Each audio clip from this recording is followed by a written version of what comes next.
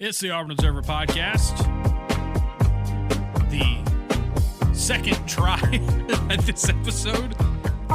Justin Ferguson here, joined as always by my co-pilot Dan Peck. Hello, Dan. It's been a long time since we've done this podcast episode. Ahoy, Justin. It's sometimes technology doesn't want to cooperate, and Look, it's sad to report that there is, in fact, an Auburn. Another lost episode. There's a lost episode. There's an episode that was immediately swallowed up by Windows as soon as we finished. It's too dangerous. The takes were too hot. Yeah. The truths were too powerful. Feds watching. They got us. But no. They had to push the button. Now, I want to say right off. Call in air support. I want to say right off the top, though, before you continue, Dan, is that the lost episode, the losing of the episode, has nothing to do with the fact that we are currently recording in the Wings 94.3 studio. That's right. Want to give a big shout out to our friends at Wings 94.3, your home for classic hits in the Auburn, Opelika area. Got some Stevie Nicks, some Tom Petty, some Def Leppard, lots of great stuff on the classic hit station. Also, your home for Auburn University athletics in the Auburn, Opelika area. So a big shout out to our friends at Wings 94.3 for letting us use the studio. Yeah, we didn't break their equipment. Nothing went wrong. It just little error, little glitch, little technical glitch, but we're right back on the horse. Anything broken in here was already broken when we when we got here. And our lawyers can defend us there. So Dan, we talked a lot. We run around taking pictures like when you move in somewhere. We're getting our security deposit back. That's right. We want our money back. So, Dan, we talked a lot in the lost episode about the NCAA house settlement, how that's gone through the finish line. We're going to talk about that again. I feel like it was funny. We were about to record this again, and we were like, well, now we know what we want to say, and we can streamline our arguments a little bit more clearly. But no, Dan, big news this weekend right off the top. I want to say appreciate everybody with the Observer. We did a modified schedule this week. This past weekend, I was on a bachelor party trip with former producer of this show, but more importantly, co-founder of the Auburn Observer and legend emeritus Painter Sharpless. He's getting married next month. Going to be in the wedding. That's a whole lot of fun. So we were down at Orange Beach and Gulf Shores. So I was gone this weekend. Fun Observer two-part series coming out on Tuesday and Wednesday. By the time you're listening to this, if you're an Observer subscriber, you've already gotten part 1 with it. You'll get part 2 as well. A lot of teams, or a lot of people right now, NHL did this one officially. I've seen some baseball writers do it. I've seen some football writers do it as well. It's a quarter-century team. We are now 25 years into this century and 25 seasons. So we're going to do an Auburn football quarter-century team. Offense out today on Tuesday. You'll get the defense specialist, all that, on Wednesday. And, really, really looking forward to that. I want to say, for those of you who read it, and have your opinions, share them with me. Send me an email, comment, tweet at me. I'd love to hear your thoughts and your feedback. And also, if you want to subscribe, auburnobserver.com, $6 a month or $60 a year. You can also check out a free trial option right now for a week. We've got that going on as we speak. And you can check out our quarter century team is the official title of that. A lot of fun, big fun project. What were some of the toughest calls that you had to make in forming your team? Yeah, only done the offense so far. Obviously, we'll get to the defense. I will say, Dan, it was really hard. I mean, I had to give myself 2 running backs, and even then, to get to 2 running backs is really, really tough. When you start thinking from 2000 to 2024, the amount of talent that Auburn's got at running back, limiting it to 1 felt impossible, so I'm cheating a little bit. I'm going to get 12 on each side of the ball. We're going to do 2 running backs and 3 wide receivers. We're going to do on defense. We're going to do a regular 4-3 front, and then we're going to throw a nickel in there as well to get 12 for each team. But like, just limiting yourself to 2 running backs over the last 25 years is an impossible task, I have found. So yeah, it's gonna be tough. And I feel like quarterback, I feel like everyone's gonna have the same quarterback. Like that one's pretty easy. But yeah, once you get past that, it gets. I mean, that running back battle is as tough as they come. So, Dan, the big news of the weekend while I was out and you were taking in some Auburn baseball. You want to talk Auburn baseball? Let's dig into some Auburn baseball. Our last podcast, our buddy Adam Cole previewed that Super Regional Series. As we know, Auburn losing the Supers to Coastal heading to Omaha. Auburn baseball, incredible season coming to an end. Yeah, I was able to check out the action at Plainsman Park this weekend, and yeah, I mean, disappointing ending to a brilliant season for Auburn. They picked 12th in the SEC in the preseason, and to rally back from a really challenging year last year and to exceed expectations to this degree, kudos to the coaches and players on a fantastic season. Disappointing that with super regionals at home that Auburn couldn't keep the season going all the way to Omaha, but two highly competitive games. Coastal's got a great team. That they've the winning streak is in the low 20s now for the Chants as they head to the College World Series.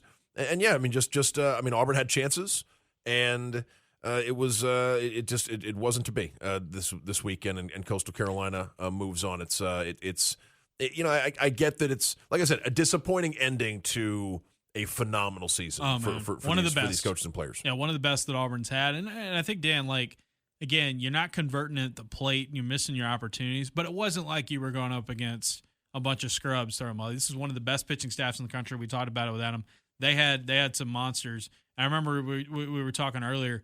The fact that Coastal held their ace for Saturday made Friday really tough, and for Auburn to fall short in that one put them behind the 8 ball. And Coastal's not a team that is hit with a tremendous amount of power this season, and they knocked a couple over the fence on Friday. Yeah. Friday felt like, because Auburn was going with Dutton and Coastal had held their ace to Saturday, Friday really felt like a game Auburn had to have. Mm-hmm. They rally after the weather delay and get that place rocking again, but ultimately Coastal holds off Auburn, wins that one, and then on Saturday, Coastal did an excellent job keeping the Auburn offense quiet and punched their ticket to the College World Series. Tough ending, but the fact that we were talking about also with Adam was like, this team was picked to finish 12th in the SEC and to be the 4th national seed in a tournament that's had a ton of upsets. No repeat visitor to Omaha this year. And was it only one of the top 5 or 6 seeds is even going to Omaha? Reigning national champ was just eliminated. Tennessee's out in the super regional round. 1 and 2 to didn't even make it to the super round. It's a really tough really tough spot to be in. In a tumultuous type of college baseball tournament, Auburn didn't have anything to hang their head about. Making it this far, having the season they had, it is disappointing. But this is a team that really made a big breakthrough and needed this kind of bounce back.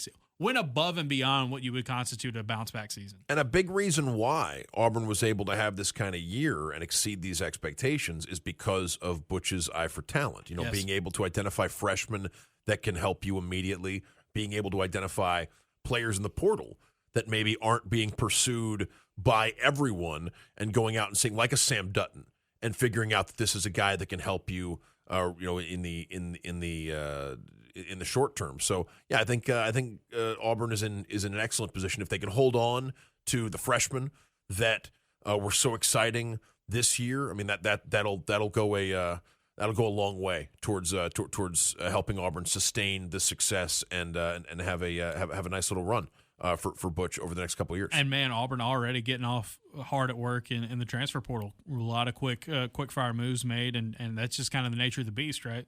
Yeah, I think Auburn, there are moments from this series that I imagine Butch wants back, Sure. from this Coastal series. But all told, I mean, I don't think it was on the coaching. I think it was someone had to lose, and Coastal played better baseball.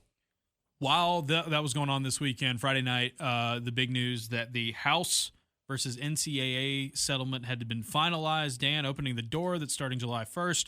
Revenue sharing is coming to collegiate athletics, major collegiate athletics. John Cohen has a statement. We're going to go through that and kind of talk for some pieces of that. But right off the rip, Dan, it's finally there. We're through to the finish line.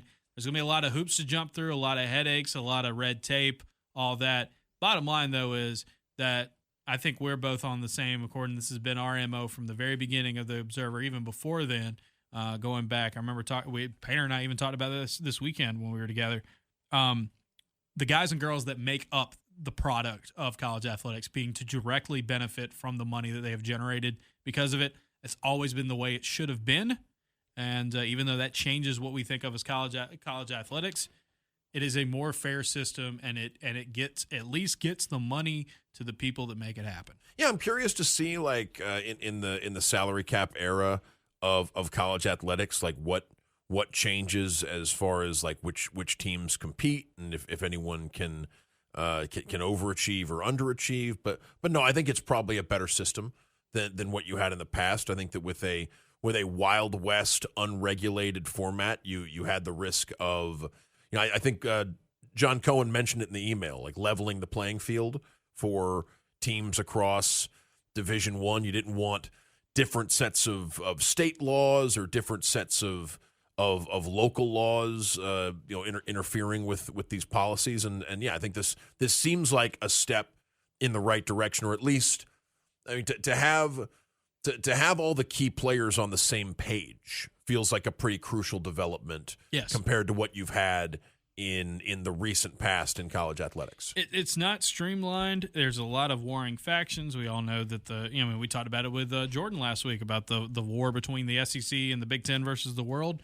But yes, the fact that revenue sharing is coming in, we will see how it affects the group of five and beyond below that. But for a school like Auburn, one of the biggest athletic departments in the country, a powerhouse program in so many different sports, they're going to go all in with this, and they should.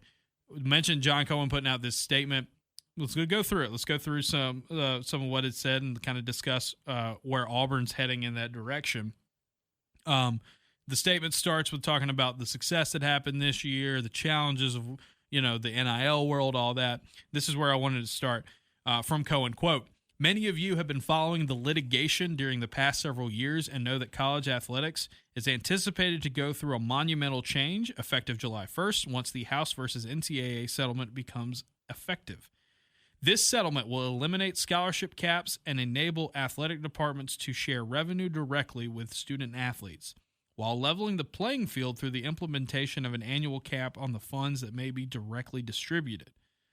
Auburn student athletes will benefit tremendously with revenue sharing and additional scholarship.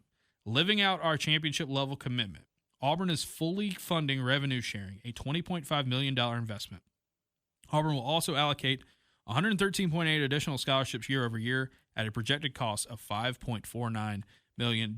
Dan, Auburn's going all in. This is what you can max out at in terms of your revenue sharing and adding the scholarships. It's not the maximum amount of scholarships they could add. They say 113.8. We'll see how all that works out in terms of math. We'll talk about kind of the breakdown sport by sport and how that could end up going a little bit later. But Auburn is going all in on this because in this day and age, if you're an SEC school, if you're a power conference school, no one's going to be trying to take shortcuts here. I don't think. If you're going to want to be competitive, you need to max out what you can make in terms of the salary cap and the scholarship increase. And Auburn is saying, hey, we're going to do that right off the bat. There's no scaling up. There's no anything like that. Right away, they're going to hit it. Yeah, if you're trying to find money as an athletic department, you're trying to find ways to save money, like find them elsewhere, like not in the $20.5 million. Well, we hear stories though about like those. I think UCLA was a good example of this. There were a couple other ones here recently where like it was like, oh, they're losing a ton of money and we don't know. Rutgers, I think, was in a really really bad financial situation as well, where it's just like I don't know what they're gonna do. I don't know what it's like if your athletic department's been operating in the red so much recently. But in the case of Auburn, when you've been in a position of financial strength for the most part, especially compared to your peers in your conference, you should be able to go full blast with it. I think if anything, just because of the broadcast deals, like you would think that right. SEC, ACC, Big Ten, and Big 12 schools, and probably Big East schools. $20.5 million feels like nothing in light of what college athletics generates with those TV deals, and obviously that goes to pay for facilities and employees and all that. Coaches, everything that goes into it. But the fact that, like, in the grand scheme of things, paying $20.5 million to your labor, to the players themselves, it feels like a drop in the bucket. I know it's not. I know it is a lot of money in the big picture. But I mean, just to think about it, it's like knowing how much is spent in college athletics. Getting a 20.5 shouldn't be a problem for anybody. No, and I think it would be a surprise not to see the major conferences go to hit the cap level. And then I guess the question of how you allocate it, right? Most expectations are 75. If you're fielding a bowl subdivision football team, 75% of that 20.5 million is going to go to your football team. I think the expectation is like 15 to men's basketball. 15, 5, and 5 gets you to 100%. Yeah. So that'd be, and that 5% to women's basketball and 5% to everything else is sort of the expectation. Which that falls in line with, like when you talk about what brings in the money, like you try to make it, and how they carve up that extra 5% is going to be interesting. Is there any other school going to go with some wiggle room? Do they think? I don't think, especially in the SEC. I think if you're doing 75% football, like I would imagine Auburn's going to do whatever it takes, in terms of revenue sharing wise. I keep wondering if there are like non-traditional football schools or like I guess traditional basketball powers at the major conference level that would be interested in tinkering with those percentages a little bit. Is Duke going to spend 75% on football, or could men's basketball command a little bit more? Kentucky in the SEC, Kansas possibly, like but places. Knowing how much money that football, even if you're not a big football school, generates, your football. Here's the thing: like I'm fascinated for the future of these like Big East schools that don't have that don't have football teams. Like, are they going to be able to go nuts with basketball, which they should? And that's what the coach at Maryland sort of implied when he jumped from Maryland to Villanova. Yeah. The thought that they ain't going to have to share money. Which Villanova has a football team, but it is an FCS football team. Yes, the thought that the Big East schools that aren't fielding bowl subdivision football teams may not have the same obligation and may be able to spend their $20 million differently. Look at like what UConn will end up doing. I would think that in the case of like the SEC and the ACC, you can't, and the Big Ten, like your football team, your football program can't be a liability for like as a television product. Like even if you're a power in basketball and in I don't baseball, see Kentucky saying like, it's fine. No, you can't punt football and expect to stay in good standing. Because that's where the money is. Conference, that's where the money is. As much as we love college basketball and these other sports, the money driver because of the TV revenue is football. And so maybe like as tempting as it might be to say, all right, well we're gonna deprioritize football and really try to become a powerhouse in all these other sports. Right. I mean there's no guarantee that the conference broadcast revenue is going to keep coming in year after year if you decide to take that approach. Back to Cohen's statement, he says, quote, "To pay for these investments, every member of our department has rolled up their sleeves and gone to work identifying budget efficiencies and implementing strategic reduction while creatively growing revenues both current and new." You do have to do some accounting here up front and try to come up with that 20, because again, it is a $20.5 million that you did not think you were going to have. Like you knew it was coming, but you didn't know the exact number, and now you have to make it happen. Auburn says, "Hey, we're going to be able to do it right off the bat." Here's an interesting little tidbit. And there are, before you get to the tidbit, there are ADs around the country that have said in the last year or two, in anticipation of an extra $20.5 million, raising ticket prices, like the thought of I think Auburn's done. Auburn is raising ticket prices. They have, I know, but I think the more premium options that John Cohen has been since he's got arrived, they have prioritized. I think that's a big thing, or it's a revenue stream that didn't happen. Yeah, the on-field penalty boxes, right? Yes. That people can sit in. Yeah. Here's an interesting tidbit. Our buddy Justin Lee, by the way, he sat down with John Cohen a few weeks ago. Check it out. The OA News wrote several stories, breakdowns. I thought he did a really good job of breaking it down for anyone to really understand what's happening in the math. And we're going to use some of the stuff a little later on, talking about scholarships and all that. He made a point that he had learned in his sit down with Cohen that had blown my mind. So this goes into effect July 1st, right? If you're talking about like football and basketball, a lot of this NIL stuff's already lined up for this next season. So what do you do with this $23.5 million, right? You already have your roster set, and they're already paid for. And so now they're talking about, I know Texas has been used as an example of this with their football program and others. It's going to be kind of like a stepladder, right? Where you have this $20.5 million investment right now, but if you're big hitters, if your football and your basketball teams are already set, because you had to get them set in this pre-house world, what do you do with that extra money?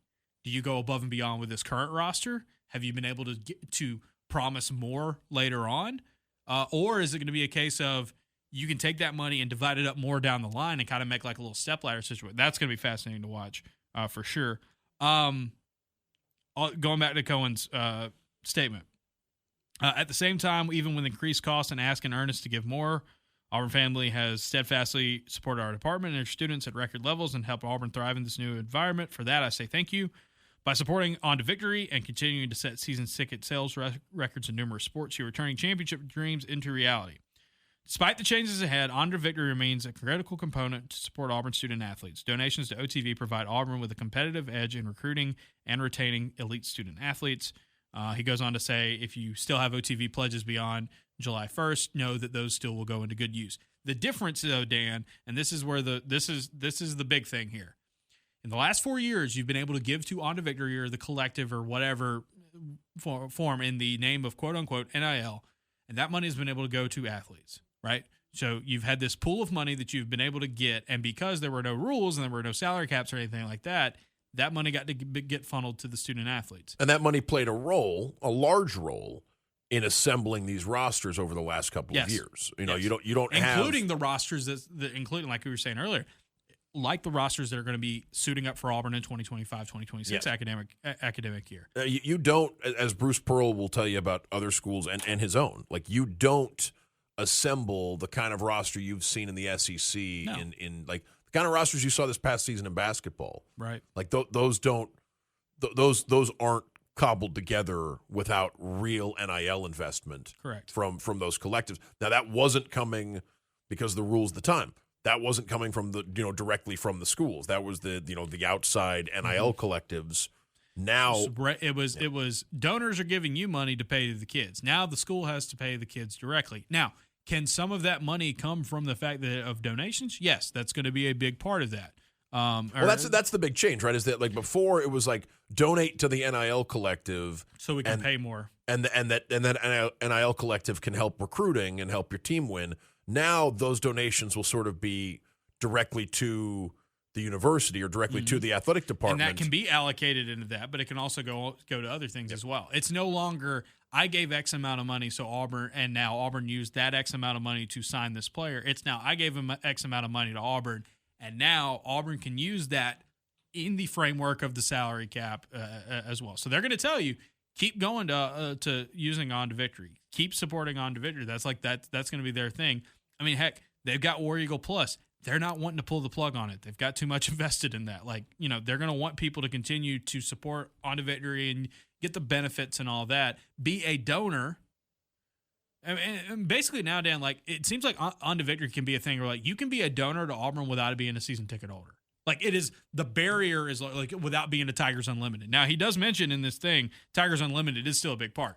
By being season ticket holders, by giving donations and gifts, kind of the old school way of doing it, that's going to help out a lot as well. Because, again, if you're giving your money and you're paying this stuff, that helps Auburn be able to stay competitive with the salary cap and the extra millions they're going to have to do to add these new scholarships. Yeah, the big changes seem to be, I mean, you're not – I remember when Bruce Pearl talked about how donating to the NIL collective had taken precedence over donating to – athletic departments. Yeah, donating to athletic departments for things like... I mean, they put that practice facility on hold, and now, in this day, they're not going to build a standalone facility, but they're going to just upgrade a lot about what is currently going on in Neville Arena.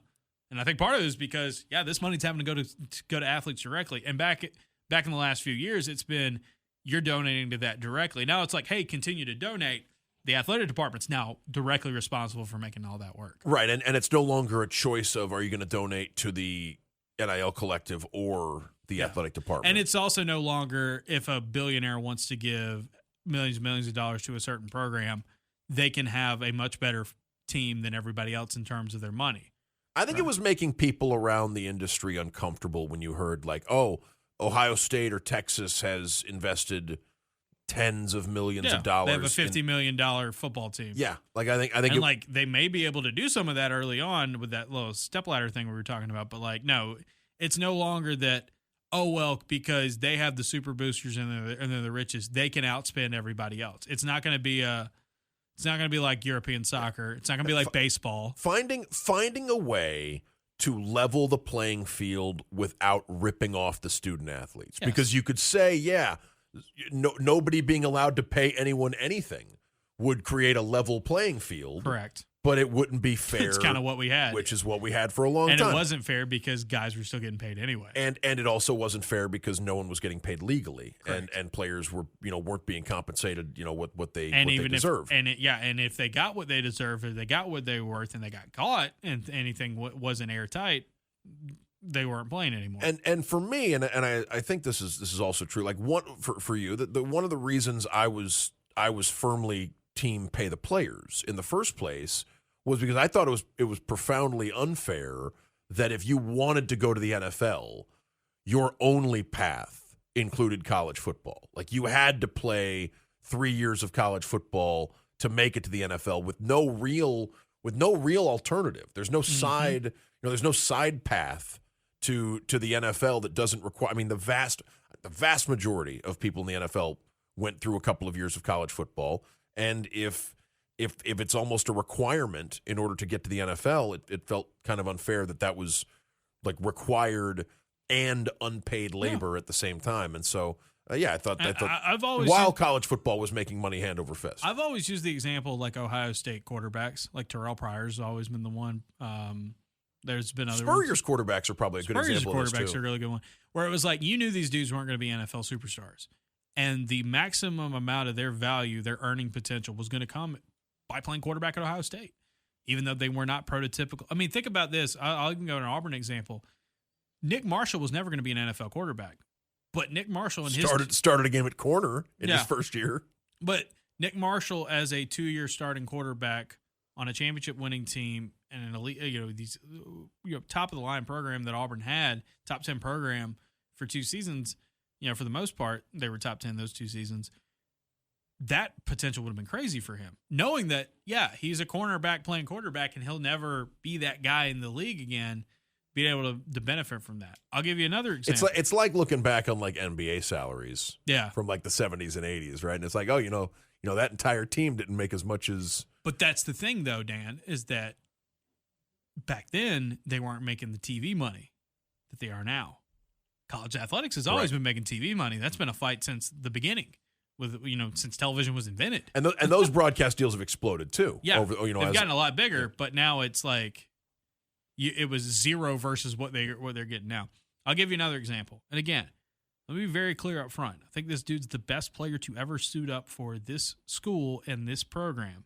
All right, and this is not a knock on him whatsoever, but it does not look like right now Janai Broome is not going to be a guy that's pegged to have a long and lucrative NBA career. I hope he does. I hope he gets to that point. I hope he gets that opportunity, sticks, and he proves to the world that, hey, even though he is not the most elite athlete, he's a really, really good basketball player, and he deserves to make money doing it. But the thing with Janai Broome is over the last few years, he has been able to profit off the fact that he was the best player on one of the best teams in the country, on a Final Four team, National Player of the Year. If Janai Broome would have played in the early 2000s, Dan, or 2000s period, 2010s, 90s, he would have just been a really, really good player and a household name. And sure, he would have gotten paid under the table or stuff like that. But he would not have been able to benefit financially from who he was and like what type of player he was until now. And like that sits wrong with me. And I'm glad that that's changing. And I'm also glad that now it's no longer you give enough money and the teams that with the donors that give enough money can do it. No, it's now that everyone's on the hook for this, and it's up to the athletic department to make all that work. Yeah, to make the financials work. You're not crowdsourcing your money's for. Your labor costs, which I agree was never the way it on top the way of that, it should be. On top of that, you were talking about the crowdsourcing thing. The other thing is NIL, and this is mentioned in the Cohen statement. NIL is about to go back to what it was supposed to be from the beginning, which is this is a deal for your name, image, and likeness. This is not a deal to get you to come play for our school. It is you are playing for our school. We are paying you. But hey, Cam Coleman, hey, Tahad Pettiford, you want to be in our commercial? We want to use you as we want to use your platform, your name, your image, and your likeness. Well, now that can be brought back to above board. It becomes branding. It becomes a name, image, and likeness. Auburn has talked about Auburn Sports Properties, how that's kind of being brought in. They're asking people, hey, if you want to sponsor, if you want you want to have a guy or one of our guys do a sponsorship deal, or you want to be in a commercial or all that, you want to sponsor something through Auburn, if you want to be up, we're here in the Wings 94.3 studio, right? Flagship station for Auburn athletics. If you want to do a commercial and have Cam Coleman or Tahad Pettiford in that commercial, or any of these other athletes, you work with us directly, and it's all above board. Because now it's not like, hey, I'm going to give you X amount of money for an Instagram post. You can still do that, but for the big money ones, it's like the schools themselves are going to be bringing that into their fold and having much more oversight over it because they have to go through the clearinghouse. And I think a level playing field's probably the best thing for a variety of reasons. One thing that I like about it is I'm curious to see if it slows down movement in the transfer portal. If the idea that now that pretty much everyone is going to be spending, especially the top players, are going to be spending the same amount or roughly the same amount on their rosters, maybe you won't see the vast differences in you won't see the kind of discrepancies that maybe fueled some of this player movement, where a guy's going to leave because he thinks there's a much better deal out there for him, from one of these superpowers. And there might be, but it's, again, you're going to have to be able to account for it better. You might not be able to stockpile every 5-star in the world if you're a team.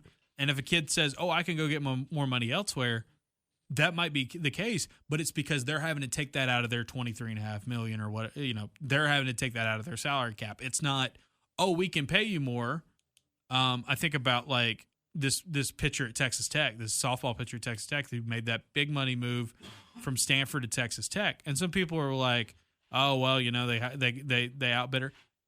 More power to her, but it's now no longer the fact of like, if Texas Tech wants to spend $1 million on a softball pitcher, it's going to have to come out of their money. It's no longer, "Oh, we've got the money and Stanford does." No, you got the same amount of money. It's just how you're gonna be creative with it, which is salary cap math, which is what makes professional sports go around, and that's what college sports are. And that big pile of money that Texas Tech, formerly was able to. I think about how much Tech has been able to do this with. They had one of the craziest football transfer portal classes. They're doing work in basketball. I'll tell you what, though, with no Texas and no Oklahoma in that conference, I think there's an opportunity. Like, I mean, there's because their in-state competition in the Big 12 is private schools.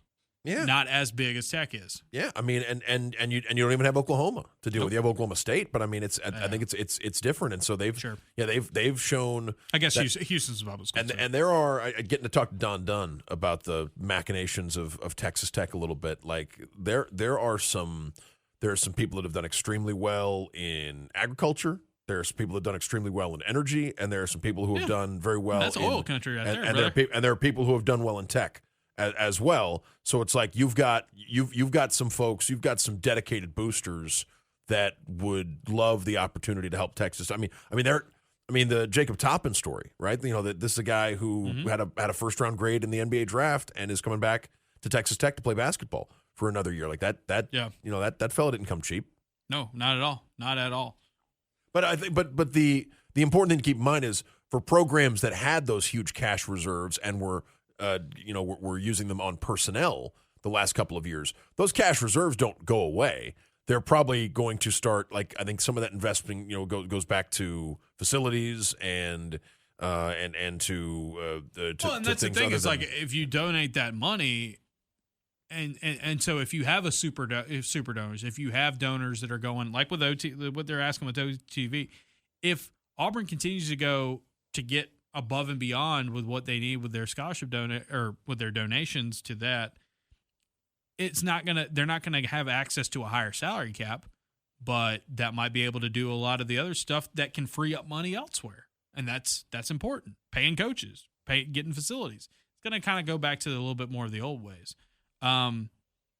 Also, again, as they were saying, like that clearinghouse thing, I think is going to be really important to get back to NIL what it should be from the beginning. It's just level playing field is a good example. And I think that's a good way to do it. And we'll see. Like, I would expect Auburn percentage-wise with football and basketball. I would expect them to be in line with the other schools in the SEC. We know what Georgia's wanted to kind of do spot on. That thing we're talking about, that 75-15, 5-5 split is kind of where we've gone. What do you do with that extra 5? How many schools are going to be able to play around with a percentage point or two to other sports and others? We'll see. But we know Auburn's going to try to be competitive as possible with their peers in the SEC. And I wouldn't expect them to go away from what that. could be tremendously important with regards to the other 5% is what's happening to scholarships. Yes. Right, because that's a big. Yes, let's talk scholarships. Auburn has they're adding over 100 new scholarships. Our buddy Justin Lee, as we mentioned earlier, he was pointing out that it's not the full. They could have added up to, it was like 253.8 was possible if they maxed out every sport with the new roster limits. Like that's what it would look like. But let's start with the ones the two sports we cover the most on this show, the ones we cover exclusively. I guess not exclusively, but the ones we cover the most. Football. Near exclusively. Football, it's going from 85 to 105. Here's the interesting thing there. You've had that 85-man cap for forever, right? You're going to 105. What does that mean? Are teams going to now go even deeper with their depth? Like in terms of their players they're going to play? Probably not. You're probably not going to, we got 20 new scholarships, and that means we're going to play 20 more players on Saturdays. What that does mean, though, is your walk-ons, what we would classify as walk-ons, those become a thing of the past. Your 105 are going to be guys that you feel like can really, really help you out. And even if they are practice squad guys, even if you don't go that deep, I think of, all right. This is something we speculated on in the Lost episode, right? Take this. The other sport we cover almost exclusively on this show, men's basketball. Let's go from 13 to 15. Auburn's not playing a 15-man rotation. They were barely playing a 13. Auburn's as deep as they were getting. Auburn's as deep as anybody in college basketball, major college basketball, and they were going 11 or 12. As cool as it would be to see someone with a 15-man rotation, full hockey. 3 lines. You don't see that, practically anywhere. No. And so for a competition standpoint, the fact that there are 2 extra scholarships in men's basketball doesn't change too much. It's going to give more money and more opportunities to other players, and I think that's what it's going to get here. The interesting thing is, what does that do for – right now you can take as many walk-ons as you want in football and then have a scout team. Are you going to do that anymore? You got to pay these guys. We wondered about sort of student assistant positions, if you could make guys, sort of like if you could evolve the scout team into something that's almost like a paid job. Guys that want to coach down the road or something like that. Or guys who maybe want to be on the team someday. Yeah. And you don't have a spot for them on the 105 right now, but maybe you'd have a spot on the kind of like how NFL teams have practice squads where they can call guys up from that. Yeah, like a taxi squad almost. Yeah. Like you could have student assistants who are not on the team but receive some sort of again, speculating. I don't know. I don't know exactly how this would work, but you could find some. It's kind of like how we were talking. Like women's basketball teams have the men's practice squads that they go up against. You might come up with something like that for football in the case of, hey, you're not on the team. You're not going to be able to dress out on Saturdays, but you are on the team in the fact that you are helping us win. Like even on, I think about like in men's basketball, the team, Auburn's got so many walk-ons. Not all those guys dress out. Not all those guys play because there's only so many you can have active. So it might be a situation. You go to practice and you see how involved they are in practice. And there could be. Auburn on a game day may only dress out, on the road, they only dress out one walk-on usually with their travel, but they may only have a handful of guys dress out on game days that were walk-ons, but there are more than that go into it. There are more than that on the roster. So maybe you come up with that with football. So, again, it changes and makes your walk-ons as we know it will be different now. I wonder what that looks like for practice squad guys. Basketball, as we were saying, men's basketball is going from 13 to 15. Women's basketball has always been a 15 scholarship sport, or at least has been. That's same.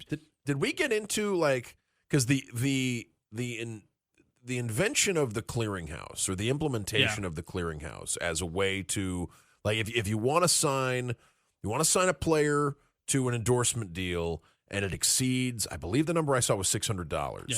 If you want to because that's what EA is paying those kids to be in the college football game. If you want to sign someone to a deal larger than $600, the player has to tell the school has to tell the conference tells the clearinghouse, and then the clearinghouse investigates, makes sure that it's not a pay-for-play deal. Mm-hmm. I guess assesses whether or not it's market value, Right. and then can nix the deal. I guess the Yes. clearinghouse Yeah. could reject it. If Booster A, who has a car dealership, and he's like, well, I'm going to sign so and so. Hey, this hot new freshman that he's signed with.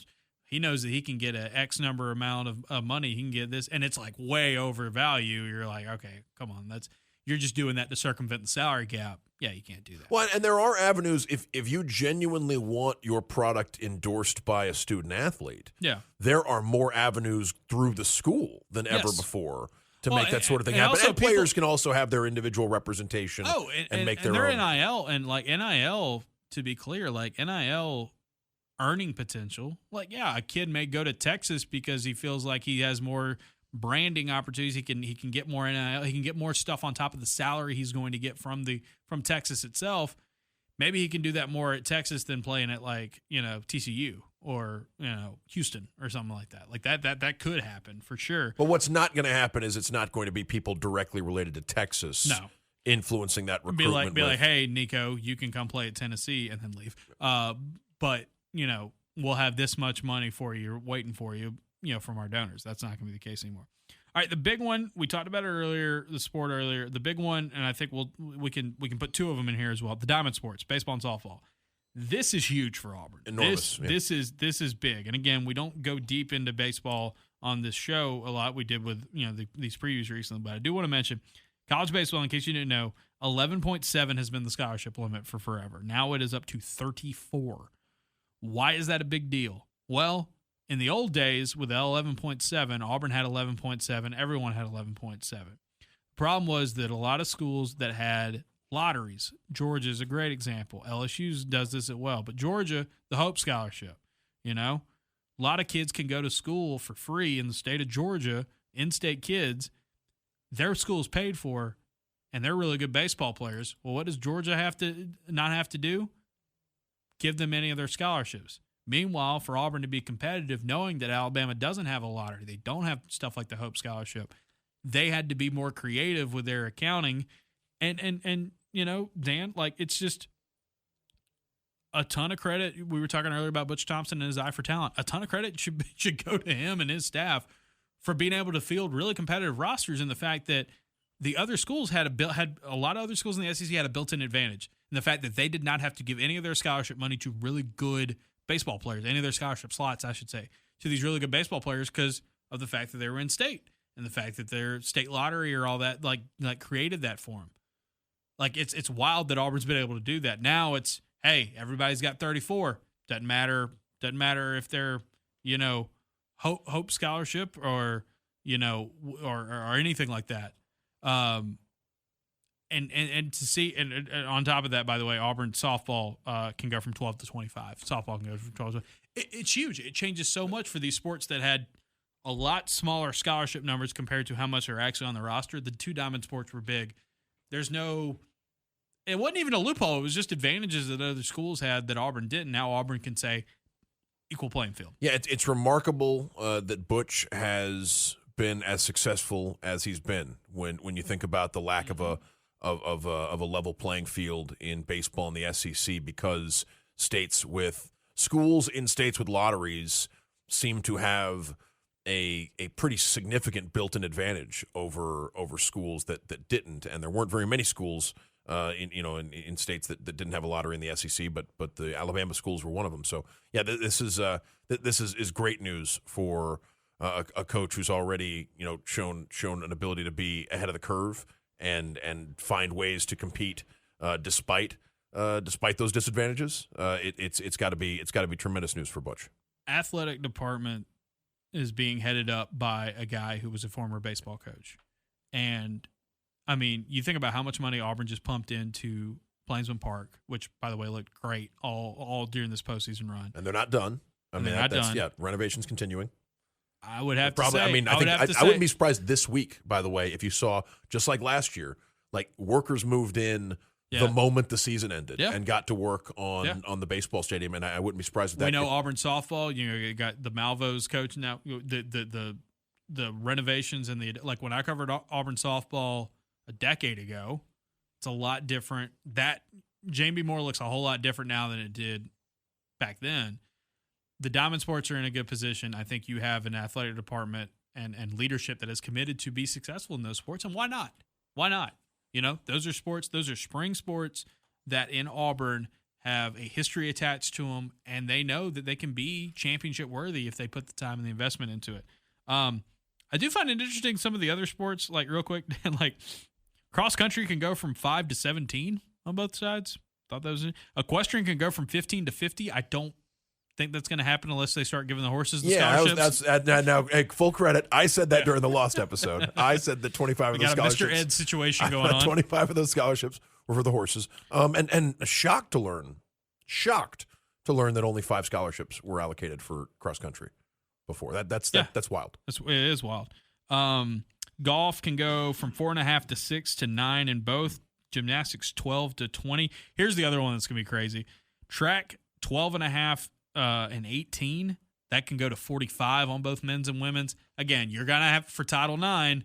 To be clear, Title IX does not say you have to pay women's athletes and men's athletes equally. It is they have to have the scholarship opportunities equally. Case in point, you don't pay the head football coach at Auburn the same as you pay the head soccer coach. But Title IX, with the educational side of it, you have to give them those opportunities. Speaking of which, soccer is 14 to 28. Swimming and diving can both be 30 now. That's a big jump from 10 and 14. Tennis can go to 10, and volleyball is 12 to 18. So we don't know where Auburn's going to go exactly. I would imagine, though, you're adding 20 in, let's say, Dan, you're adding 20 in football, and you're adding 22 in baseball. You would imagine some of these women's sports are going to be able to get a lot to make all that math work. But yeah, again, it's just the opportunities are going to increase for a lot of athletes and be able to benefit. I'm fascinated to find out what Auburn's going to do long term with their NIL and how that, like the non-revenue sports, how that gets carved up. Knowing that, like, look, Auburn's been very successful in gymnastics over these last several years. Auburn volleyball's on the upswing. Right, has been as a program one to take that step forward and continue to build a contender. We know women's basketball has their own allocation. Look, Jackson Cohen, who is, got his tour card already and is lighting things up. He's said that he was going to play in college another year. That doesn't come. I mean, not to say anything specific with any information about Jackson, but like again, can you be competitive in golf? Paying these guys, guys and girls. Although he's somebody who may have outside opportunities available very as well. Quickly, yeah. when you're the fact that these guys can go play and still maintain their eligibility is huge. Like I could see in the world of golf, I could see folks who want a college athlete. I mean, he's in the U.S. Open this week. Yeah, like I think there's chance. By the way, I saw SUNY in a Dick's Sporting Goods commercial. Yeah, with that really annoying streamer. Yeah, saw her flipping around in one of those. Between that and Knicks games, she's like all over the place at Knicks games. Yeah, big.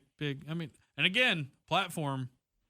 How does that all work out? What happens if you get a SUNY Lee, and what is it going to take to keep her? How do you make that money work? It's going to be fascinating to see. But again, at the end of the day, Dan, the fact of the matter is that these guys and girls are getting paid for their work, their blood, sweat, and tears, and that's a long, long, long overdue. And it should be this way from the beginning. The colleges, the athletic department should be the ones on the hook for it. Yes, donations and all that matter, but get everybody on as equal of a playing field as you can try to get and pay these kids directly. And that's how it should have always been. Should have always been this way. All right, Dan, to close out this podcast, we've got a couple of Mount Rushmores, fours. What's in the box? I watched 7 again in the last couple of days. So we'll real cheery. Let's start calling it what's in the box. Yeah. I had a Mount Rushmore question asked to me this weekend. Oh, I'm excited. It was direct. They asked me Mount Rushmore of Auburn restaurants, which we've done in the past. I was very happy to pull that one out off the clip. I have an Auburn one and I have a non-Auburn one for you, Dan. We're going to lead with the Auburn one. We're going to lead with the Auburn one. Yeah. This comes to us from Observer subscriber and box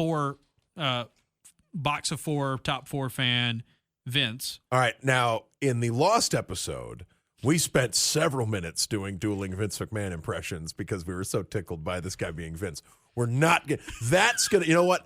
That is something. That's Can I not try it? That's something that's lost to the ether. I think that no one's going to get to. Pal.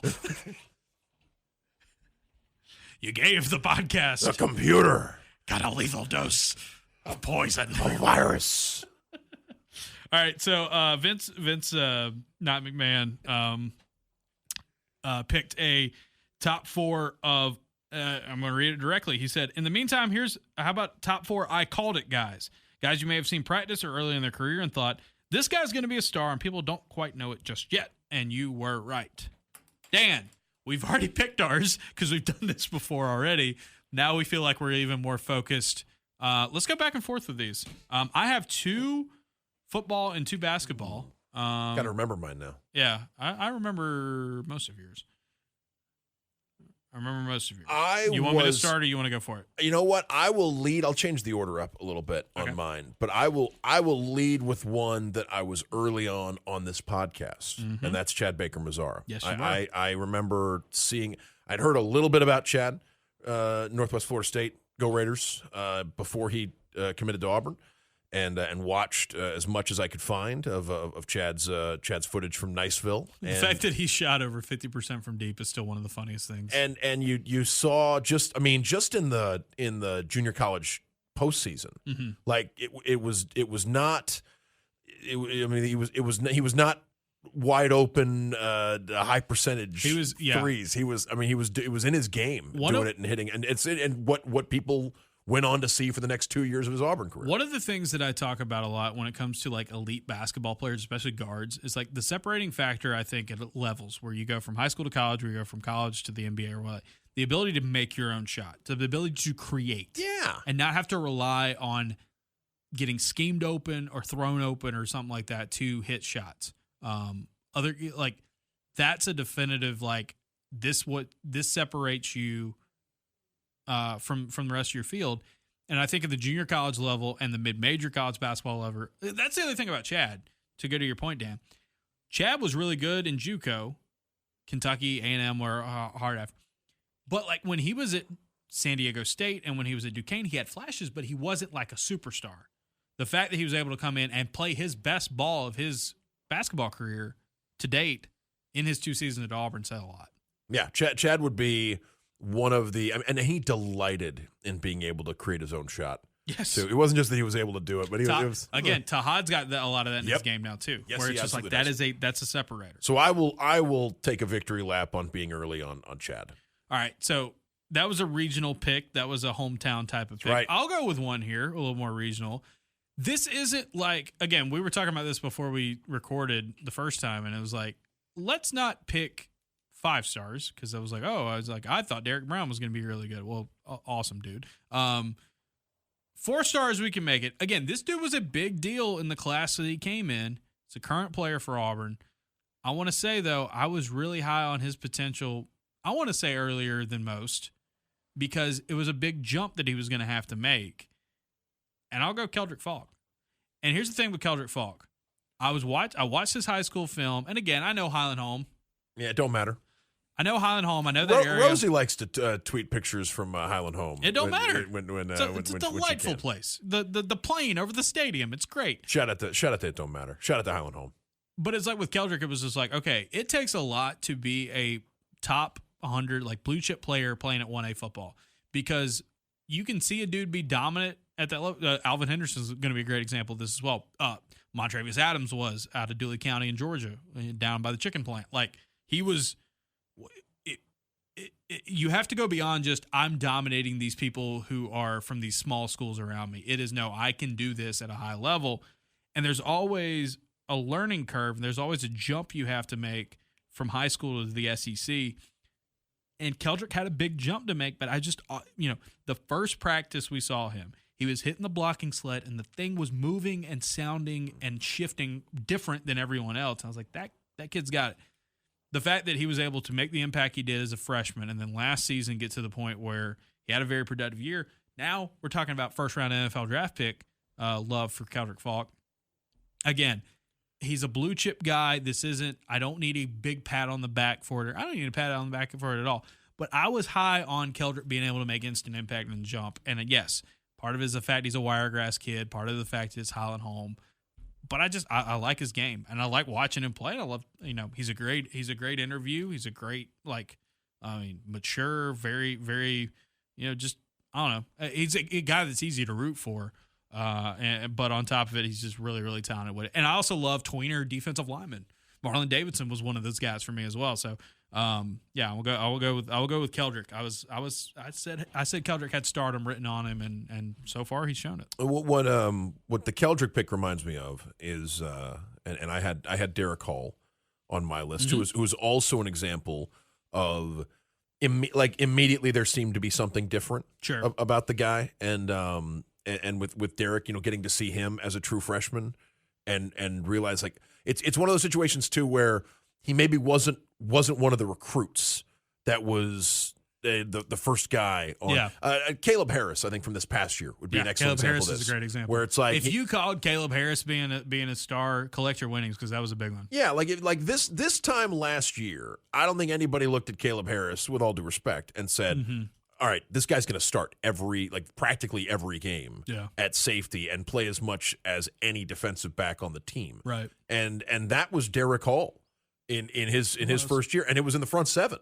Like, the idea that you're going to do that, you're going to do that on the moving defensive line or playing outside linebacker, and Derek Hall, you could tell there was something special about him early on, and it didn't take long for him to make good on that potential. It also helped that Derek Hall had arms like the Terminator. Yeah, Some of it that wingspan's crazy. Some of it was just like a physical different look. He's Braden Smith had that to him as well when he was a freshman. Yeah, he's constructed. He's put together. Unlike other guys at this position, even guys who are the same height and weight, and with Derek, there was always something a little bit different. Another guy too. An all-time great interview. Oh, right. So it's like another reason. That's a dude that I want him to be like Pro Bowler forever. Oh man, he deserves the best. Would be over the moon if my NFL team had Derek Hall. Yeah, and if you're a Seahawks fan, you do have that. You also got Sam Darnold though. Yeah. They're already talking. Do you see that story about there's already Arch. There's already Milrow, thinking. They did get him. Thinking there's a Russell Wilson situation happening here where they brought in a quarterback and the guy they drafted might be pushing him earlier than they thought. Hey, all right.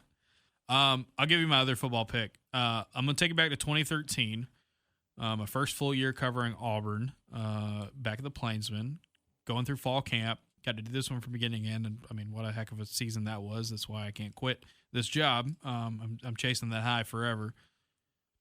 I remember going to practice in fall camp and watching, we knew Trey Mason was going to be the dude. He was he'd run for 1,000 yards in a completely lost season in 2012, as bad as it was. Auburn had dual threat quarterbacks at the helm. They had Gus coming back in, to be the head coach. You knew this team was going to run the ball and play that hurry up, no huddle stuff. And you knew Trey was going to be in line for something special, or they had the potential to be a really special back. And obviously, he went well over what we thought he was. Went to the Heisman ceremony. It was incredible season for an incredible player that year. But Dan, I remember watching Cameron Artis-Payne, the JUCO transfer, and thinking, if this guy gets the shot to be the feature back, it's going to be crazy.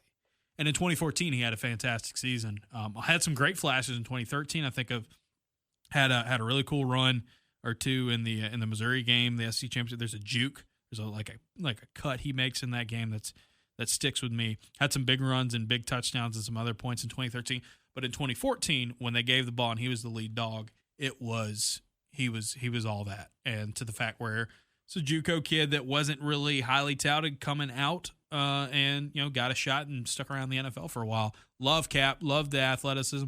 Also love the fact that Cameron Artis-Payne, I don't know if you know this, prolific pickup basketball player during his time at Auburn. Yeah, wow. To the point where it was I had heard it was gotta get him off the floor sometimes because the dude was just an athlete. And the running football coaches might have gotten worried about him a couple times. Didn't ever get hurt or anything like that, but it's just man, this dude's playing a lot of pickup basketball, and on top of the fact that he's an awesome, running back as well. The running backs that come to mind for me like that, where it's they're not They're not slated to be the you starter. You had a great one of these. Well, so and your description of Cap makes me think of another one too, which like the honorable mention would be, I remember going to practice before or getting to the access we got before the 17 season, and thinking like I'd heard so much about. And this was my first time back on the beat after a couple of years, and it's like I remember hearing all this about Petway, and I'd seen Petway the year before, but it's like I was blown away by Carry-On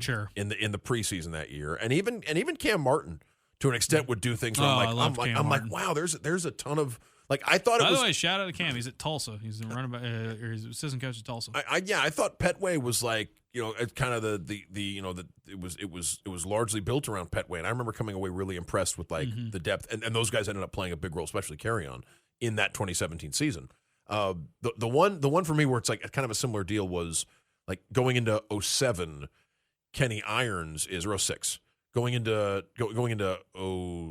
06, Kenny Irons is a big star, and coming off that huge season he had in 05, and the running back like I might have my time. No, I think that's right. Yeah, you're right. It is. Yeah, okay. So going into 06, Kenny Irons, huge star, had just had this guy you're talking about. His senior season was 09. Yes, and so Kenny Irons has that big 05 and is one of the top running backs in the SEC going into the 2006 season. He's expected to have a giant year again. Beyond him on the depth chart is this running back that I was unfamiliar with, and he just physically looked like I would have believed if you told me Auburn had gone and gotten a junior college guy who was a junior in college, but it was Ben Tate. He was a true freshman, like a Virginia running back coming in who looked ready to play immediately. Kenny battled some injuries in 07, so there's more 06. Kenny battles some injuries there, and so there's there's more playing time available for Ben Tate. But Ben Tate just I mean from the moment he arrived, he looked like a guy who was, to me, he looked like a guy who was ready to go and showcased it pretty early in his career. By the way, Ben Tate, it's hard to make 44 look fast as a number. Yeah. And he did. Yeah, one of those guys who had a big guy number but didn't play like. And he could run between the tackles, but yeah, I love that. The aesthetic of the 44 Ben Tate always stuck with me. All right, my basketball picks. I really like Jalen Williams coming out of high school, and I remember watching him his high school film and saying, "Oh, dude was playing point guard," and I was like, "Here's this kid who's this big, and he's doing point guard stuff." Favorite player was Kyrie. And, like, you watched him play, and you were like, man, if they could channel that, especially with the way Auburn had run their four-man in the past, it could be really fun. His freshman season. I had a basketball player tell me one time that, like, your opinion about Kyrie is an indication of ball knowledge. I could see that. It's a Kyrie, and again, late career, off the court. Again, we're going to talk about the player. Kyrie Irving in his prime, especially. Kyrie Irving is a good litmus test for like. Kyrie Irving is shockingly, I think, to the average person, is like one of basketball players' favorite basketball players. Yes, 100%. Yeah, 100%. Universally respected among like the best players in the league as a killer. And so, no matter what you think of Kyrie Irving as a basketball player, a lot of basketball players really love him. And he was I don't know. He had that dunk off the dunk off the backboard against Tennessee. Jalen, and I love face up fours. I love stretch fours. I played that position in high school. I was not athletic, but like I just love that, and like I was just like, he's the type of player I love. That big guard, point forward type, do it all. And it was really cool to see him end up having the career he did at Auburn. Because, I mean, he was early in his career. I was like, ooh, that's fun. He had the skills of a smaller player. And the COVID season, he was Auburn's best player, like season long. I mean, I know Sharif had the highs, but it was obviously very limited. But like he was Auburn's best player that year. And is that your lone basketball pick, or do you go one more? I got one more. That's right. Okay. So who's your fourth? Jalen, by the way, ISO J Will 23 on Twitter. I would. I'm trying to remember who I. Oh, you know what? Okay, honorable mention, and then my actual pick here. Because honorable mention would be Bill Cameron was. Bill Cameron's always been my dad. Yeah, Bill Cameron in the top four. I saw him early in his career. Yeah, Bill Cameron. back in the Bill was so high on Nehemiah Pritchett. Was absolutely certain Nehemiah Pritchett. So you're going along those lines. I wish I would have jumped on the Pritchett train earlier because it was the same. It was the Roger McCreary archetype again, where it's like, if Kevin Steele is going out of his way to get a 3-star from South Alabama, like, yep, you gotta keep your eye on that one. And Bill's a Flomaton guy, right? So I mean, he's gonna have he's gonna be South Alabama. Be fired up when someone like that makes from it, Jackson makes it to the team. So Bill and so I was. By proxy, I was also I was sold on Nehemiah Pritchett very early on. I wish I would have bought the stock early on Roger McCreary. I would have been rich. The stock I did buy was when Pat Dye was selling Nick Coe stock, and Nick Coe was didn't have the long-term career at Auburn that a lot of people wanted, but man, when he was at his best, he was a monster. Yeah, and the 17 season especially, where it's like you so much attention on Derek and on Marlon, and it's like you've got this other defensive lineman who's ready for battle, and it's just early on, folks pointed out like how special his set of skills could be, and he was out there showcasing it in the 17 season. All right, here's my pick.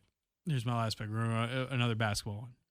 So Auburn, the year they win the SEC title before the Final Four season, the breakthrough year, make it to the NCAA tournament.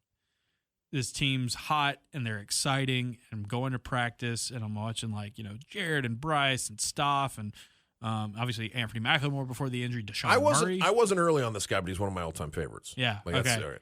So you're watching that season and I'm like, man, this team's really fun. This is really good. It's a whole lot.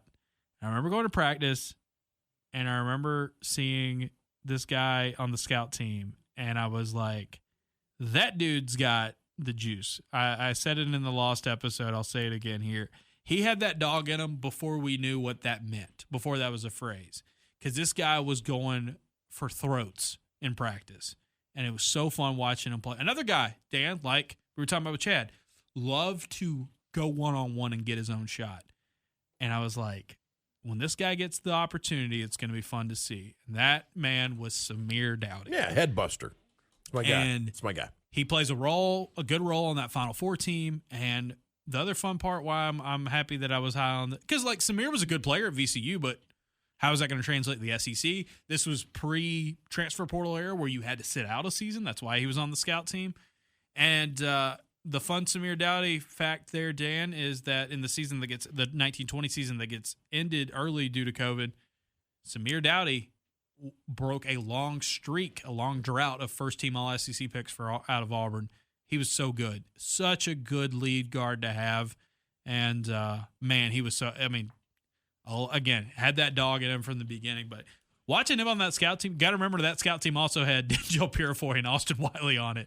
And I think a huge reason why that Auburn team was able to make that breakthrough is they were getting pushed to the limit in practice every single day by a really, really good scout team because of the circumstances that landed him in those spots. Yeah, do yourself a favor and check the game log for Samir for the last, his last 10, 12 games at Auburn. That February up until the cancellation of the season in 2020 because Auburn was playing as well as just about anybody in college basketball by the end of it, and it was we'll never know. The tournament postseason was canceled, but that was an Auburn team.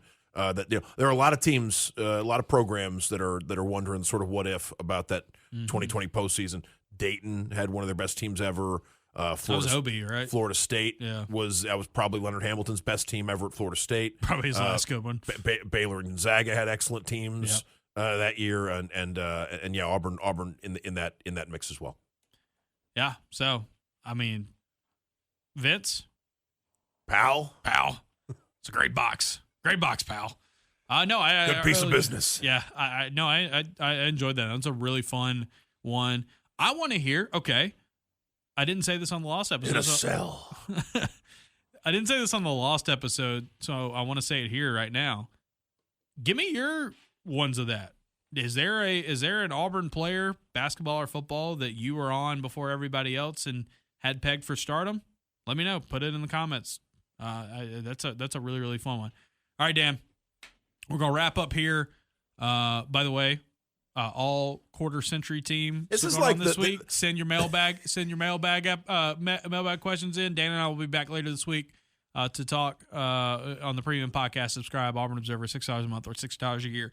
This is the non-sports closer of this. What are you saying? This is like the Sinner versus Alcaraz of podcast tapings. if By the way, I watched the Coca golf win. I'm not a tennis person. I've never been a tennis person. Phenomenal. Such fun. If you get the chance, I think I watched all of that third set. So Max has the replays. If you want to watch the finals of the men or the women in Roland Garros this weekend, and the men's final went 5.5 hours, and it is breathtaking. That's Sinner and Alcaraz, and these are two. Now tennis has two I'd say young, early 20s superstars. The Federer, Nadal, Djokovic era looks like it's pretty much over. And you've got two guys who look like they're going to be arch rivals for a really long time, and they played for 5.5 hours, and it's one of the most incredible things you'll ever see. Yeah, 100%.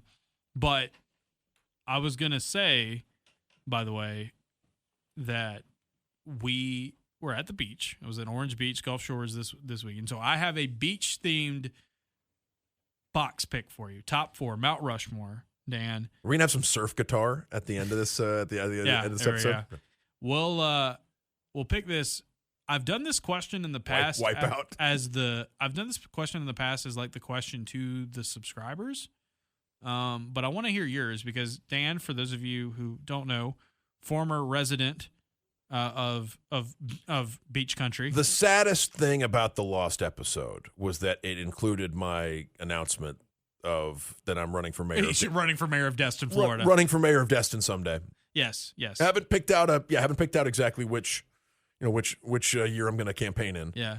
Can you be the mayor of Okaloosa Island? That's not that big of a place. I'd love to be the mayor of Okaloosa Island. Absolutely. Yeah, I like that. I'm going to carry the anglers vote. I'm gonna the Gulfarium. We're campaigning at the Crab Trap. Campaigning at the Gulfarium at the Pirate Adventure Mini Golf. The Kiwanis Club, where I saw Bullet Bob Armstrong wrestle. Absolutely. In the 90s. Old Bay Steamer. Yep. So yeah, absolutely. Yeah, we're gonna take Okaloosa Island.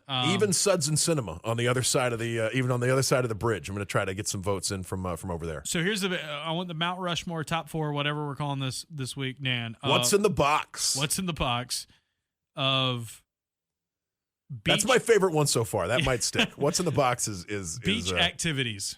Beach activities. And it's not like go in the ocean or sit at the beach. You had one in the lost episode, which I think we're going to keep our same picks, where it's affiliated with going to the beach, and I allow it because it's a good one. But what are the 4? Like if Dan, you're doing like if Dan Peck, if and we've had people in the past, Mayor Dan Peck, Mayor Dan Peck. If you're asking the mayor, like, hey, I'm coming to your fair city, and for a beach getaway, we're going on a trip. What do I need to do on my beach trip? Besides the fact of like going to the beach specifically, like what makes a great beach trip in the eyes of Okaloosa's finest? Well, let me say first of all that I welcome you on behalf of my constituents. Okay, so the first He's got one, a crown like King Neptune right now. I finally watched Wreck-It Ralph, and I'm like, I'm King Candy over here. So I think that we're both going to be in agreement about like eating. We had the same number one. Yeah, I mean, you've got to find. I think it's local seafood. Yep. Like I eat some local seafood, or at least eat like a local delicacy of some kind. But yeah, I think you've got to go to a seafood place. Even if you don't like seafood, you'll find something there that you'll like. I'll tell you one thing: the seafood places will usually do like pretty good chicken or pretty good burgers, sandwiches, or something like that. Go there. Because I mean, you know about my love for Dewey Destin's in Destin, the GOAT, undisputed champion. We've talked about it in the past, whether you were in the Destin area or if you're going to like the Orange Beach, Gulf Shores, that area, or any beach really. Those like bigger touristy places, they're big and touristy and successful for a reason. Like they have it's a high floor. Yeah, the coastal like fried shrimp houses. You know what I mean? Like your whale's tail, your crab trap. You're like that Okaloosa Island crab trap was like very important in my upbringing. Anglers, is right one there by the Gulf area. One of my favorites. So there's lots of those on just off 98. Yeah, but like and say you're not eating out, go get some fresh seafood somewhere and make it yourself. There's nothing wrong with Publix. You told the story on the previous. Okay, and I'll tell it real episode. quick. We're at the bachelor party. We're staying back at the house, the beach house to eat. There was burgers and hot dogs. Hey, I didn't say this on the last little grilled Conecuh involved. Yes, we had some people who were not Alabama, like not Southern folks there, and they loved the Conecuh. It's the gospel of the Conecuh is spreading. So I'm on the trip to Publix to get the supplies and the food, and I'm like, I'm in a Publix at the beach, walk on back to the seafood department, and I'm like, all right, what you got for me? And I love shrimp. I love shrimp so much. Flash your Florida State quarterback jersey. Yeah. And stuff. My darling wife is now allergic to shrimp. It's something she has developed over time, which is heartbreaking because she used to love shrimp, love eating it. I think she still loves them now. She just can't eat it. So I try to eat shrimp as much as I can when we're apart, and obviously when I'm near the Gulf. I walk back, I see the price on the window, and I'm like, no shot. Like, is it that good of a price? So I go up there and I'm like, it's cooked shrimp. It's got the tails on, already just ready to go on the ice. And I was like, all right, just give me a pound of it. The dude's like, I don't have quite enough for a pound. So well, just give me what you got. It was as close to a pound as I could get. And go back to the house, look around, put it in a pan, a little bit of oil, some Tony Chachere's over the top, just heat them up, put them back in the bowl, go in there. Was a big hit, loved it. I ate way too many of them probably. Dan, I spent $4.50 on it was probably 10 cents a shrimp. Yeah. Already cooked. Yeah. Like heads off, all that, deveined, peeled. All you had to do was just deal with the tails. No, I mean, and Destin, like I love a Publix. Destin Ice is always the seafood market I shout out there in on 98. But like, yeah, cook it yourself if you're in the mood. But there are so many. But that's just, I feel like you're missing out on a beach vacation without a stop into one of our fine local establishments. All right, so number one, local seafood. Whether you make it yourself or you go out and eat there, you got to have it at least once. If you're there for a day, you got to do it. If you're there for a week, do it as much as you can. All right, what's your number two? I love this. Number two is one I did not think of, but I love it. Yeah, you know what? Bring a book and read. Read on the beach. I was the nerd who used to bring baseball prospectus with me to like spring break and learn about prospects and stuff. But that and I want it to be. It's got to be ink and paper. Okay, yes. not an e-reader, not an audio book. Get yourself paper and a book, made out of paper. Get yourself and find a way to and make sure that you bring that book with you and read on the beach. Beach reading is going to be one of my recommendations. That's a great pick, Dan. I did not think of it. And you know what? It's something I have not done very often. Oh, it's the best. I need to. Oh, it's the best. Here's my pick, number two. This is really important to me and my family from all of our beach trips growing up. And this might kill a shark. Yeah. Fight a stingray. No,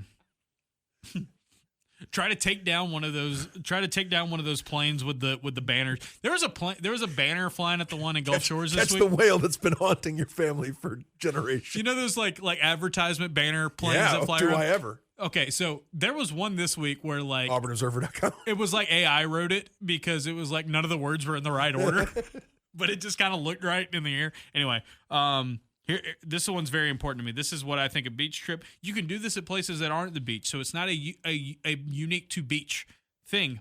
But I think it's quintessential. Put the words in random order on the banner. I love that. There was one that was a QR code as well. That was wild. Trying to hit a QR code while I was driving by. All right, here we go. Number two pick, what you got to do to the beach. Play a round of mini golf. You have to do it. You know what? Goofy golf. Play around. If you're in the Fort Walton Beach, Destin area, you gotta go to Shalimar across the bay. You got to play the Goofy Golf that was built in 1950 next to Denny's. Yep, right. Yeah, and has not been touched. There's a Hungry Howie's over there. I believe it's next to Denny's still. Yeah. It's super cheap, and you get what you pay for, but it's a fun way. Again, if the beach is too crowded, it's too hot one time, if you need a break from the water, let's go play mini golf. There's some really good ones too that aren't mini golf. The track has all the locations of the track. There was a pirate one on Okaloosa Island that I played so many times growing up. But yes, Goofy Golf and Shalimar, A+. Got to go play some golf. Every beach area has got a mini golf course. Go play some mini golf. It's a great time. Great fun had by all.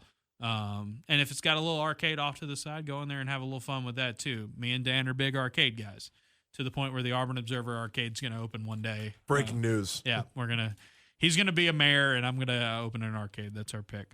All right, number 3, Dan. Ooh, I think I piggybacked on your number 3, as a matter of fact, if I recall correctly. So you want me to go with my number 3? If you want to so let my people number know. 3 was, I really enjoy a night walk on the beach, right? You can walk on the beach during the day, and it's fun, long distance. But at night, you get cooler temperatures, the sound of the waves. You get the moonlight. Be careful. Don't do anything stupid. Don't get in the water. Don't try to fight the shark. Then you can't sneak up on them. You don't even have to go hermit crab hunting. Just walk on the beach. Be careful. Know where you're going. Have a little flashlight out if you need to. And just enjoy that. It's very calming, very relaxing, a good time. Walking on the beach at night. You can get your feet a little wet, but don't go out there too deep. I'm a monster proponent of the beach walk at night. Yeah, I don't have too much to add to that, but Justin's it's a fantastic suggestion. I am happy to report that as of a Google Maps image from the last 6 months, Goofy Golf is still there. How about this? Still there. Still got the dinosaur. Yes. Hanging out in the dinosaur and the shark. And the logo is just a shape putting. Oh, man. But it's like some random shape with a not smiley it's face not on. a person. It's not a person. Not a person, no. So yeah, and play. I think it might be a G. That red play Goofy Golf sign is still there, and it's so still you're intact. gonna go beach night walk as well. Yeah. Count me in on a beachside walk. All right, give me number 4. Number 4 is, I'm going to say, shop local. I know this goes along with This is his small business platform. Yeah, no, there's and yeah, look, it can be in one of those goofy like tourist traps that sells the saltwater taffy and the personalized T-shirts. But there's lots of cool stuff. Have you ever owned an airbrush T-shirt? I have. Yeah, I think those I've never probably done it. Yeah, I can't even remember the occasion. You know what? Probably not. Now that I think about it, because I feel like that was a thing people would do visiting. Yes. And so and you were a local. Yeah, and I worked at a place that did airbrush T-shirts. I wear, one of my brief stints at Wings. Not Wings 94.3 but a different. If they did have airbrush T-shirts at Wings 94.3, you better believe we'd be wearing them. Should we do a limited line of airbrushed Auburn Observer shirts for the hardcores? I don't know, but shop local. That's my just so much cool stuff that you could otherwise miss. Take some time and go browse around the local wares. We mentioned it on the Lost episode, but this ties in also to the local seafood place where it's like the Red Lobster in Destin being packed always kills us. Yeah, the Red Lobster. I mean, and people would come all the way. Can't be that good, folks. People would come all the way down to Destin, and then it's like, all right, let's go have a seafood restaurant at it. Go have a seafood dinner at the Red Lobster over by the Commons. Like a seafood restaurant you could eat at in Iowa. Heartbreaking. Yeah. Yeah. All right, my number 4 pick. We're going back to food, Dan, and I'm gonna say a dessert shop. Go get dessert of some kind. We were talking about it. Our buddy Jordan Hill, when he was down at Destin for spring meetings, he went to the donut hole. Yeah, go to the donut hole. And you look, they're both donut holes are excellent. The one closer to 331, the one in on 98 in the middle of Destin. They're both great. But yeah, love key lime pie. A candy maker in Baytown is one of our favorites. The little ice cream shops are also great. The very local ice cream shops, love them. You can find those at any beach place. Really, really cool. And then I shouted it out the last time we were on the snow cone. Yeah. There's a snowball place right by the Dewey Destins. It's on they're owned by the same folks. A little trailer with the New Orleans style snowball. They have one that had the ice cream in the middle of it. So it's like their ice cream, snowball, bunch of junk on it. It was awesome. It was strawberry shortcake flavored. Really big. Now we mentioned snowballs. We got to shout out Pelicans, right? Of course. What an addition. By the way, we don't have sponsors. So, like, every time I shout out something I hear, like, they aren't paying us. We would love for them to, but. They didn't even give us product. No, this is just for the love of the game, baby. Like, Pelicans, the menu is overwhelming. Have you seen it? I've seen it. I have not been to Pelicans. It's really good. Yeah, though. I hear rave reviews. Yeah, over in Opelika. It's okay. But I love a snow cone. I miss the classic snow cone shack. Yeah, there was a snow cone shack right by the Suds and Cinema in Fort Walton Beach, by the toughest Publix to get to, because you feel like you have to jump the curb to get in. Yes, in the Indian Temple Mound Museum district of Fort Walton Beach, Florida, and yeah, love a. There's an IHOP around there that we used to eat at. Yeah, love a snow cone. Love a Hawaiian shave ice shack. What's your favorite flavor? Ooh, I'm gonna go. I probably would go like something red. Like a cherry or a watermelon. And if you wanted to sprinkle in a little blue raz, which is so 90s, right? I mean, blue raspberry flavored anything. But yeah, a little bit of that mix in. Maybe like a it's kind of purpley, but it's not grape. Yes, it's a half cherry, half blue raz sort of purple. Yeah, no, it's a good, just the dessert. Get it to cool off. Get key lime pie if you're ever down near the tournament hole. You absolutely have to do that. I'm all for it. It's good though. Like, I'm glad we got to do this beach talk because Dan, I was sitting here thinking, like, so my wife and I, for our first anniversary trip at the end of the month, we are going to Blue Ridge. We are going Blue Ridge, LJ. I asked a couple of weeks ago for recommendations in Blue Ridge, and like, I've had several people email me back. Keep those coming. Y'all are awesome. There apparently, Dan, I didn't talk about this with you, but apparently there's a Cuban place in like a Cuban like sandwich shop and dessert place in Blue Ridge of all places that is like off the charts good. I can't wait to go there. But it was funny because it was like Cuban sandwich is one of the I'm famously anti-yellow mustard. Yes, you are. But a Cuban sandwich I will absolutely. But if you're ever going to a Cuban place, a legit Cuban place, and you don't like yellow mustard, 2 words for you, brother: ropa vieja. Ooh. That's the way to go. But anyway, I was like, we're going to the mountains. We're not going to the beach this summer. And then it was so funny. I was talking about how, I'm going to go to the beach for Painter's thing, and that'll be fun. And it's like, I didn't go to the beach last year. And then it like hit me while I was saying I didn't go to the beach. I went to Maui. Went to frickin' Maui, which was insane. So yes, I did go to the beach last year. I love the beach. I love the beach trips. Growing up kind of close to the beach was big for me. So it was cool to go back for a weekend, and I'm glad, got to hang out with Painter and celebrate his upcoming wedding. And on top of that, got a few days off, and I appreciate all the subscribers for hanging with us with the modified schedule this week. Yeah, my beach trip last year was going to Pensacola with the team for the conference tournament. Also got to hit Alaska, which was fun. It's fun to think that we did. There were observers in both Hawaii and Alaska. Last year we taped it at different points. And it didn't happen at the same time, but I wish it would have. And the next step, what's that? International. I've had the opportunity to do this a couple times and I haven't, but I guess that's the next move. I'll have to record out of country. What do you think? I got to find one of the countries that I'm allowed to go to, and then we'll work it out.